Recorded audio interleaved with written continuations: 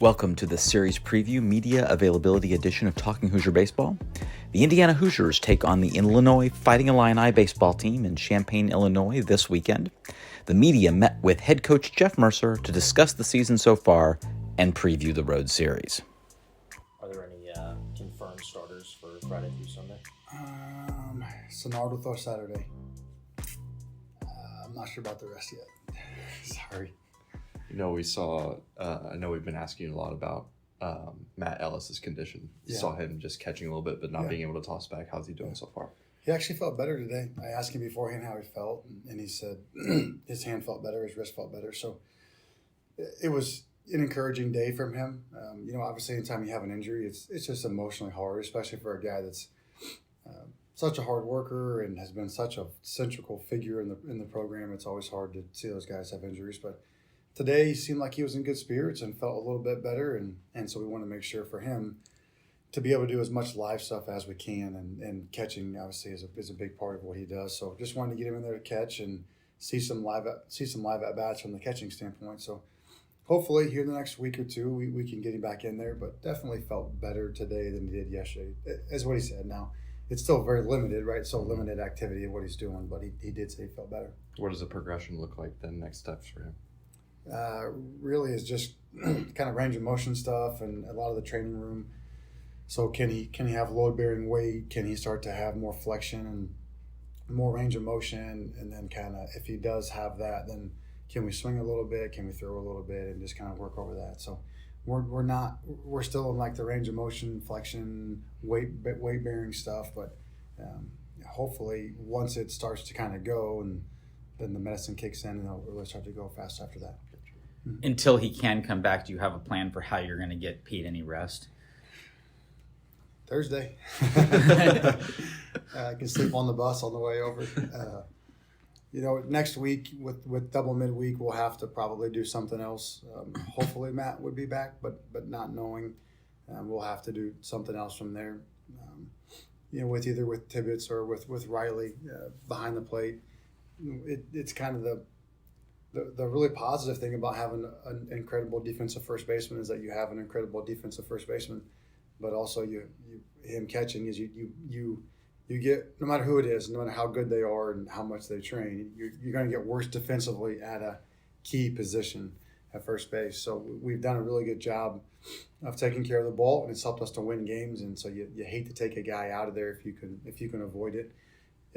Even though for Brock, he's catching today, he's a good catcher. He can catch, but for his career, he needs to catch more and more. But it's just, when you have a recipe for success and you're winning and you're succeeding, it's, as a coach, it's hard to say, what we should do? We should change course and do something totally different. So I would say either Matt or Riley next week. Probably the Cincinnati game would be the game that's kind of circled as a day that, if Pete's catching one game a day, 4 days a week, I don't worry about it as much as a doubleheader or, obviously you have the weekend, 3 games the weekend, and then a double midweek. That's where it kind of gets to where it can be a little bit probably too much for after having 2 or 3 weeks where you're catching every day. So that's kind of where we're at right now.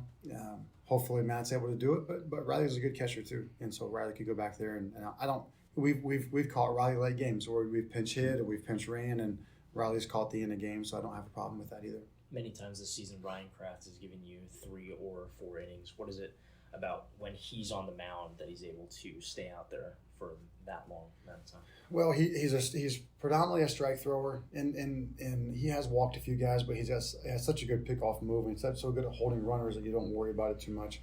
The thing that Ryan's done that has allowed us to have him go extended innings is he elicits weak contact, and we have made the plays behind him. And so when you have a guy that's weak contact, especially early in the bat, and you make good plays, then he can extend out without getting his pitch counts up. So he gives us a really good chance to eat up 3, 4, 5, 6 innings. And you guys know how we kind of typically do it. The first game that we feel like in the third or fourth that we feel confident that we have a chance to win that game, then we'll go to Kraft. And hopefully we can kind of extend it out to where you essentially have 3 closers with Kraft and Yoho, and hopefully Reisdorf is one that kind of comes to mind. And we've tried it with Hayden a little bit. So we need a third guy. Potentially Brooks I has shown good stuff. He was really good again last night. just the stuff. Guy homers a slider, but every now and then it's going to happen. But his stuff was really good. So we just need a third guy to have that system go for us, and that can give us some length. And he's done an awesome job of doing that. I think predominantly just because of weak contact and his ability to hold the run game and manage that. Even when he does give up hits or walks, they have to then get an extra base hit or 2 additional hits to score a run. He's kind of become a Swiss Army knife, really, whatever role you want to use him in. He's been proficient. And what kind of challenge does that present when you're trying to manage that through a weekend where if you use him Friday, you don't want to use him for too many innings because you might need him Saturday or Sunday? Well, the way that we've kind of built it, and by necessity, is it would be nice if he was just a closer, right? So he just went 2 times a week or 3 times a week in a smaller role, but that's not what we've been able to do. So he's been extended. So essentially, if he comes in before a closing type role, it's his game to run out. Mm-hmm. So unless we have to go to Yoho or somebody else to finish it, but he's been able to finish games predominantly as his last 3 or 4 outings. So we'll kind of follow that same format as Yoho as emerged, and hopefully as Reisdorf emerges or Brookside or somebody else can give us some back end stability. Then we'll probably kind of stay with what we're doing right now with it. We kind of did the same thing with Reese Sharp and at times some other guys where you don't necessarily have to use them in a closer role because they can go 3, 4, 5 innings. So you're pretty much piggybacking starts, and as long as it keeps working, we'll keep going with it. And potentially if some of the young guys grow up and can give us some more length to the front, then we can have a more conventional closer role, but we haven't got there yet, and we'll kind of keep rolling with what we're doing as long as it keeps working. Oh no.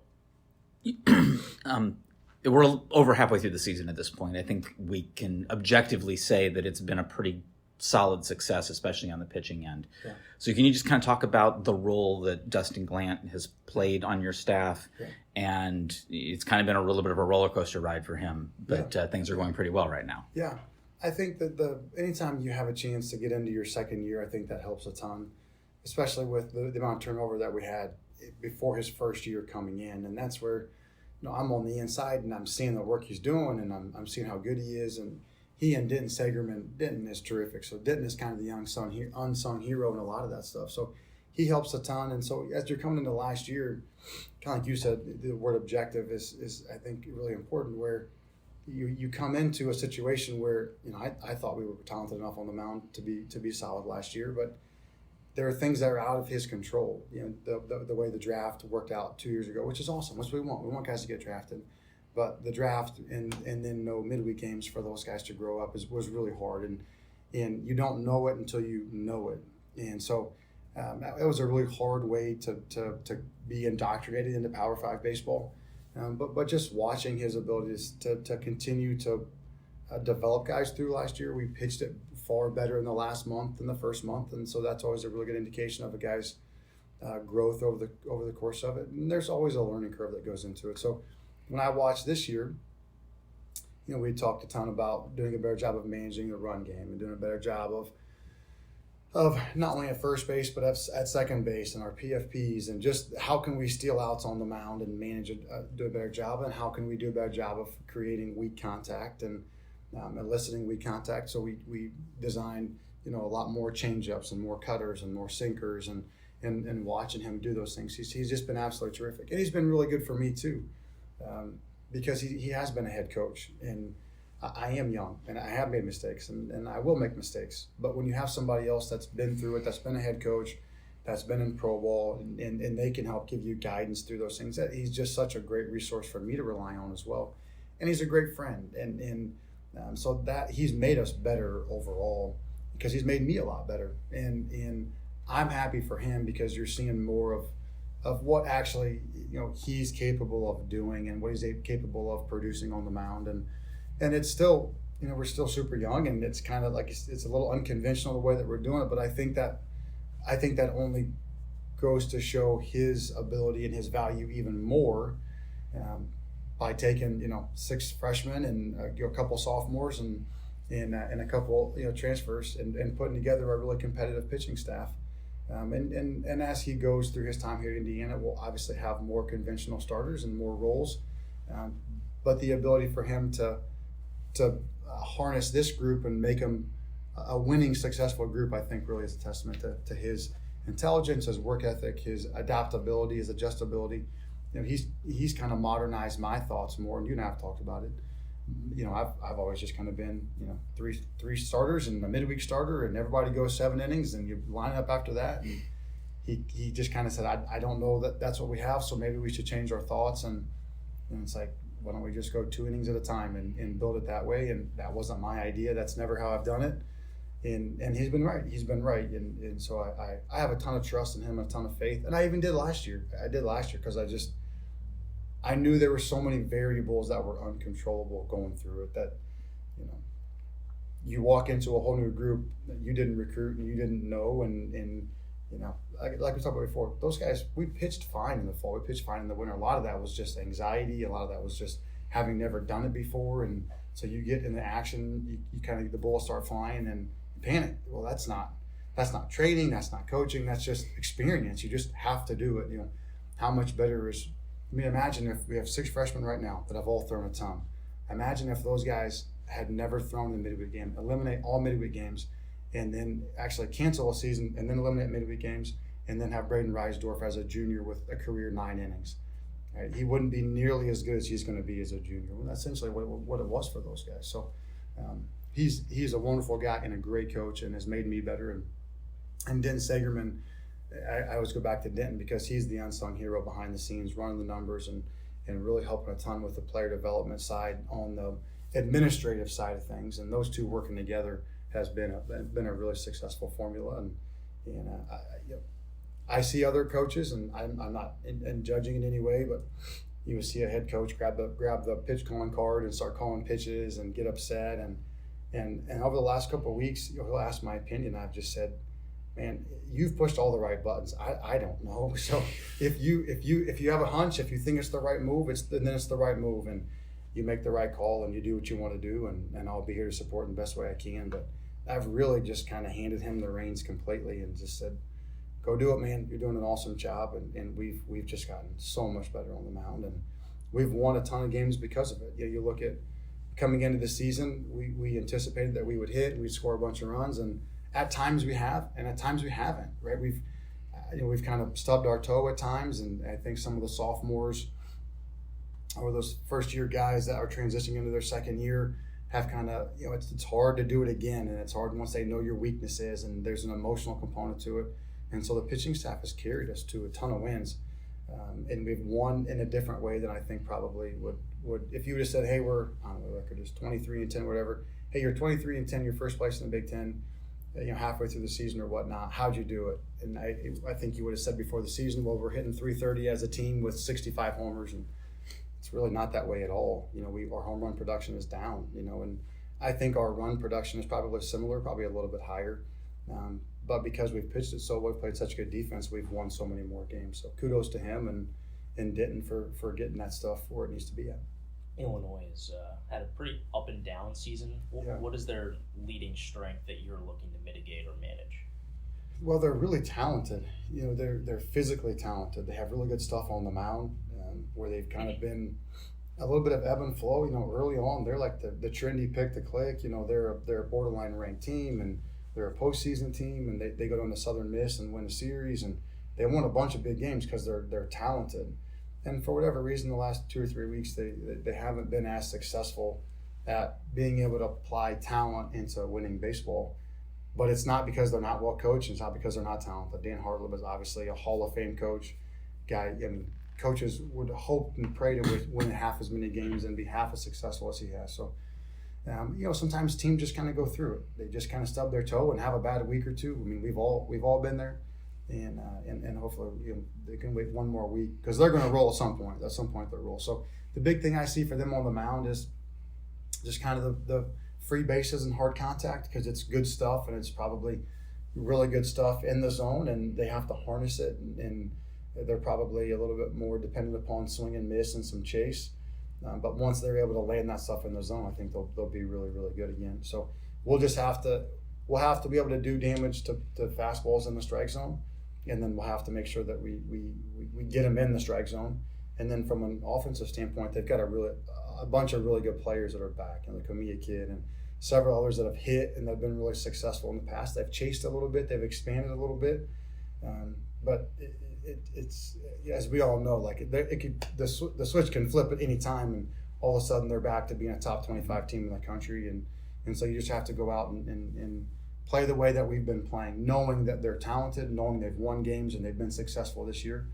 And so for 2 weeks, just because it hasn't gone the way they wanted it to, it doesn't mean they're not a really good team and really well coached. It just kind of stubbed their toe. So hopefully one more week they can wait and then go win the rest of their games after this weekend. You guys had run into a couple really tough pitching staffs, and then kind of saw a little bit of a dip in run production. But then last night, obviously 16 runs. How do you keep them up, that momentum up going into a weekend like this one where Illinois is going to be hungry and you guys obviously hungry as well? Yeah. You know what, we kind of talked about it in some of the post-game stuff where when you face really good arms for 4 or 5 consecutive games, Indiana State, and then you go into Iowa, and shoot, even Penn State ran out a bunch of good arms.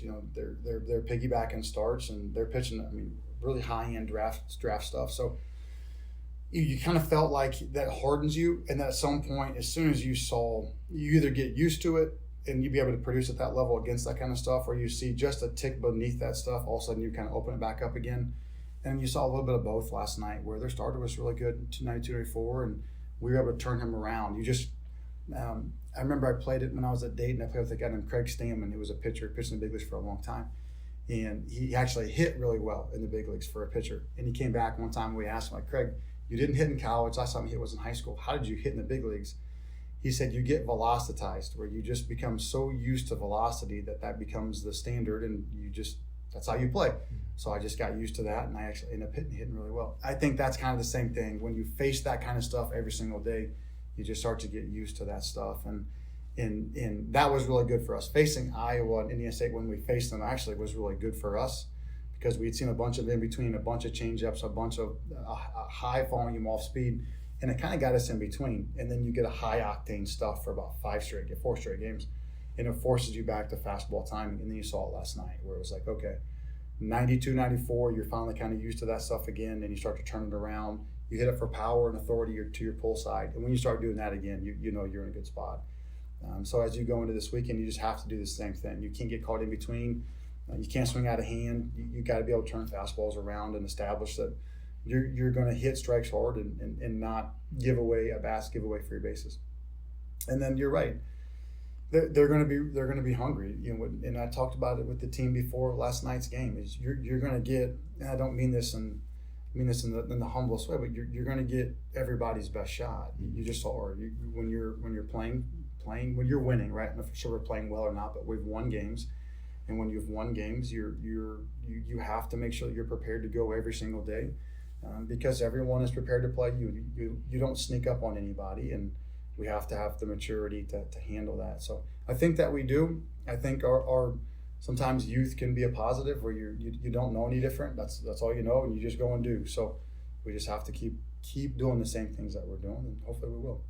What are your thoughts on the future of Big Ten baseball, given just it seems to be going well this year? Things seems to be making a market improve from 21. Yeah. And now you've got a commissioner coming in with a significant baseball background. So what does all that mean to you? Well, I think you're exactly right. The tides have turned in many ways. And again, it goes back to the reduced season. It hurts big. You're doing something different. And so I've had that question a couple of times now, and it's like, well, yeah, when you change the process, you're going to change the outcome, and now you're having your second full season back now, where everyone's got a chance to kind of recover that lost time, recover those reps, and the kids are developing normally again, and you're getting Big Ten baseball back to where it was when I first came into the league, where there's 5 or 6 teams, and you're looking in the postseason, you're looking at really 4 teams essentially every year for several years before that. So we're getting back to that. The reality is this: there's a ton of great coaches in the Big Ten, and there's been a ton of money invested into the facilities and into coaches' salaries and into all those things. So there's no reason the Big Ten can't be a legitimate power conference in baseball. And I've read a little bit about the new commissioner. I don't know in depth, right? But at least some background in baseball or an Olympic sport, right? That can't be a bad thing. And an understanding of the power and the potential of baseball. I mean, shoot, we had 3,000 people here last night for a Tuesday game, against an in-state rival. That's incredible, right? That's an incredible thing. Like, Indiana loves baseball. There are Big Ten states that love baseball.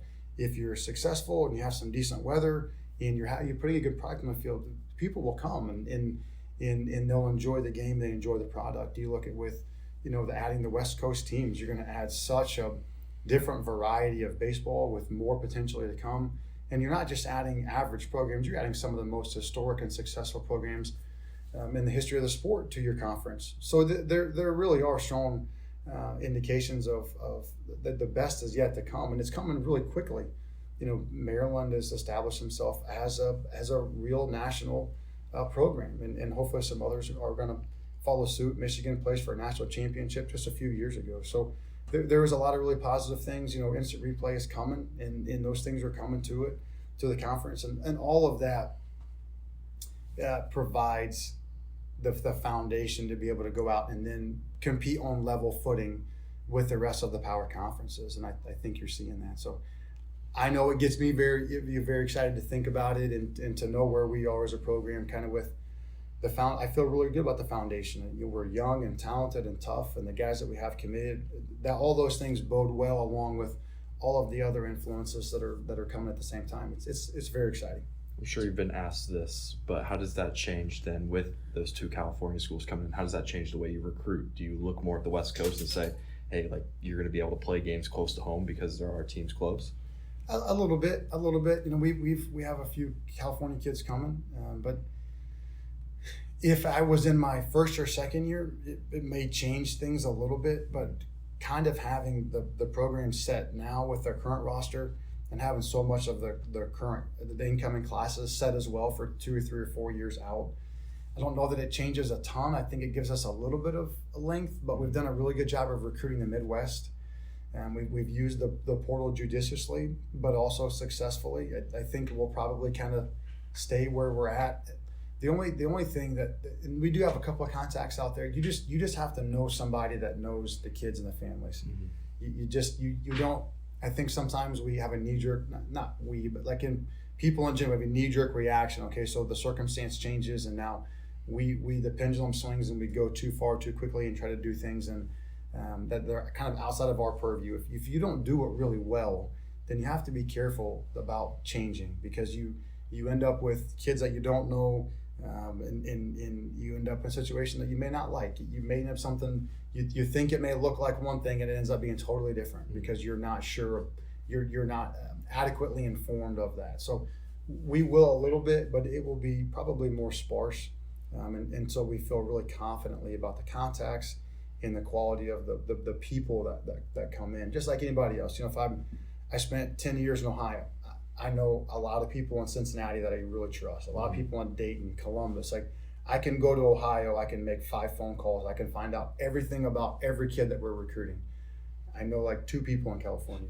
And so now that may change over the next 5 years, but I just want to make sure I know what we have, and what we have is a good thing. Mm-hmm. And I just want to make sure we don't overreact and try to do something that's not our strength yet. And it might be, but not today. To be first place in the Big Ten with so many other talented teams, have you sensed urgency amongst your players that they're being chased? I don't know about chased. I think that they've experienced some level of success, and we've talked about it. Who knows what's going to happen next, right? You don't know. It's still a game. We've won a lot of close games, and baseball bounces one way or the other. But I do sense a feeling of opportunity and relishing the opportunity. And a year ago today, we're not experiencing success at this level, and you do get a sense of like, we're not going back. And if we ever do fail again, we will fail valiantly trying, right? We will do everything within our power. We'll compete to every pitch, and if we don't win, we don't win. But really, we've played 32 games where we've played. Probably only one day where I kind of thought, man, we just weren't where we normally are. That's a pretty good ratio, right? Normally when you coach that many games, you look up and you're like, there's a 4 or 5 games where you really thought they weren't as engaged. So I think they're an engaged group. I think they're an urgent group from a standpoint of I want to win, and I want to enjoy success. And if that means I have to be locked in on every single pitch, every single game, so be it. Like I'm not giving any opportunities away. So I don't know that being wherever you're at in the league necessarily matters to them. I just think continuing to succeed is more important than anything else, because until you've ever experienced losing, which for the first half of last year was the first time I've ever experienced losing. Yeah, you don't know how bad it stinks. Like it is far worse than even your worst nightmare. I don't wish it on any. You don't wish it on anybody. So I just think that's like we're not going back. We are never going back to that. That's more of the sense in the locker room. Like I'm not living through that stuff again. And I don't care if we're in first place or fifth place. It doesn't really matter. I'm just not doing what we experienced before. You mentioned some of the players that have that attitude. You know, Ellis, Glasser, Whalen, a couple other guys. What are some of have you seen any examples of them maybe talking to other players and sort of preaching that message? More one-off, but kind of behind the scenes. I'll have those conversations with guys, and I'll always kind of check in. You know, it's like, hey, how are we doing? How are things behind the scenes? I had a coach that I played for at one point that was more of like a public embarrassment, and I always I hated that. And so I think you have to be really careful about how you manage people in public. And you can manage guys way better behind the scenes on one-off meetings. So I try to do a lot of those. And so having conversations with those guys like, hey, are we where we need to be at mentally? Are we engaged? Are the guys doing okay? And you'll get that kind of same response. It's like no one cares where we're ranked. No one cares about any of the other stuff. No one cares about the standings. We just want to go win. We just want to compete. We just want to win. And so you get that response where it's like, yeah, we're in a good spot. Like I'll make sure we don't end up in a tough spot. It's like, okay, great. So it's less of that, you know, in the dugout. Like I guess it would be like this. Guy comes in, he's ticked off, throws his helmet and throws a fit, which is normal. I did it. Everyone's done it. And you'll have one of those guys come up and be like, hey, get over it. You have to go play defense now. Right? Where that there's an element of leadership. It's like, hey, it's not about you anymore. You struck out, the at-bat's over. But if you drop this fly ball and we lose the game, like we're going to have a problem. You need to go play defense now. Hey, you need to cut it out because your at-bat's coming up again. Those are the kind of things that I think it's less about, hey, winning and losing, and it's more about get your head where it needs to be at to make sure that we are engaged for the rest of this game. Because we've seen how not being engaged or being selfish or being frantic or panicked, that doesn't lead to success. So I think having one-off conversations behind the scenes to make sure guys where they need to be at have gone really well. And then you'll see, you know, Bobby is a really good one. Bobby's not afraid to speak his mind, and he's a very competitive and at times vocal if he needs to be in that way. It's like, just make sure that you're ready to play the rest of the game. You got to move on and go compete, because we're here to win this game. And it's going to come back around, right? It's going to come back around. Great example, you know, Tyler Cerny makes an error that gives up the go-ahead run. He makes the next play, and he comes in the dugout, and I just told him, I was like, just move on. And there's like 3 guys right behind me. It's like, just move on. It's fine. Just move on. And he's upset, and he's frustrated, and he wants to win. And Tyler's super competitive. And all those things, and you got 3 or 4 guys before I can really even get the words out of my mouth say the same thing. And he ends up getting on base and then starts the double play that essentially wins the game in the 9th inning. And you know, that's just a great example of the leadership from within and what it takes to go and be ultimately successful. That concludes this series preview media availability edition of Talking Hoosier Baseball. The Illinois series kicks off at 8 p.m. on Friday, April 14th on Big Ten Network. April 15th, it's 6 p.m. on Big Ten Network, and April 16th on B1G+. See you at the BART.